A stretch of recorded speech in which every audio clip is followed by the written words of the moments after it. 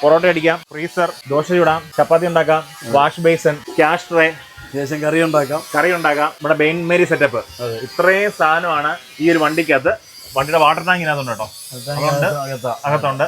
ഇത്രയും സാധനം ഈ ഒരു വണ്ടിക്കകത്ത്. വണ്ടി ഏതാ?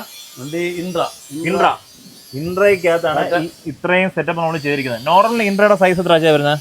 നോർമലിയുടെ സൈസ് വരുന്നത് 9 ഫീറ്റ് നീളം, 5 അടി വീതിയാണ് വരുന്നത്. ആ ഒരു ഇൻട്രയ്ക്കകത്ത് നമ്മളിപ്പോ എത്ര ലെങ്ത് കൊടുത്തേക്കുന്നത്? ഇപ്പൊ വീണ്ടും അടുത്ത 3 അടിയുടെ കൂടി. ഓക്കെ, നമ്മുടെ ബോഡിയിൽ നിന്ന് ഒരു 3 അടിയോടെ നമ്മൾ വെളിയിലോട്ട് നമ്മൾ എക്സ്റ്റെൻഡ് ചെയ്തു. അപ്പൊ ആ എക്സ്റ്റൻഷൻ എന്ന് പറയുമ്പോൾ ഈ ഒരു ഫ്രീസർ ഈ സംഭവം വെക്കാൻ വേണ്ടിയാണ്. പിന്നെ ഹൈറ്റിനകത്ത് എന്തെങ്കിലും വ്യത്യാസം വരുന്നുണ്ടോ? ഹൈറ്റിനകത്ത് വ്യത്യാസമൊന്നുമില്ല, കറക്റ്റ് 6 അടി ഹൈറ്റ് ഉണ്ട്. അത്രയും കിട്ടുന്നുണ്ടല്ലേ? ഇതിനകത്ത് നമ്മുടെ പണ്ടത്തെ പോലെ ലിഫ്റ്റിംഗ് ഒന്നും വേണ്ട, ഒന്നും ആവശ്യമില്ല. നമ്മൾ പഴയ വണ്ടിയൊക്കെ നോക്കുക അറിയാം, 1 വർഷം മുമ്പ് വണ്ടി 1.5 വർഷം മുമ്പ് ഫുൾ ലിഫ്റ്റിംഗ് ആയിരുന്നു. ഇപ്പൊ അതിന്റെ ആവശ്യമില്ല. നമ്മൾ ഈ കാണുന്ന വാട്ടർ ടാങ്ക് അല്ലേ? Water tank 200 litre water tank ഉണ്ട്. 200 ലിറ്ററിന്റെ ഫ്രഷ് വാട്ടറിന്റെ വേസ്റ്റ് വാട്ടർ അടിയില്. ഈ ഇപ്പൊ വണ്ടി പ്രവർത്തിക്കുന്നത് എങ്ങനെയാണ്? എന്ത് UPS-ലാണ്? UPS കൊടുത്തേക്കുന്നത് എവിടെ? UPS ഇവിടെ കൊടുത്തേക്കുന്നത്, അകത്ത് കൊടുത്തിട്ടുണ്ടല്ലേ? ഓക്കെ, ആ ഒരു UPS-ലാണ് ഇപ്പൊ ഇത് പ്രവർത്തിക്കുന്നത്.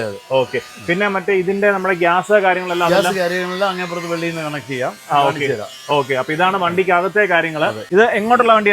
ഇത് കാക്കനാട്, എറണാകുളം. ഓക്കെ, അവരുടെ ഫസ്റ്റ് ഫുഡ് ട്രക്ക് ആണത്. അവരുടെ ഓക്കെ, ഫസ്റ്റ് ഫുഡ് ട്രക്ക് ആണ് നമ്മുടെ പത്തനംതിട്ടയിൽ നിന്ന്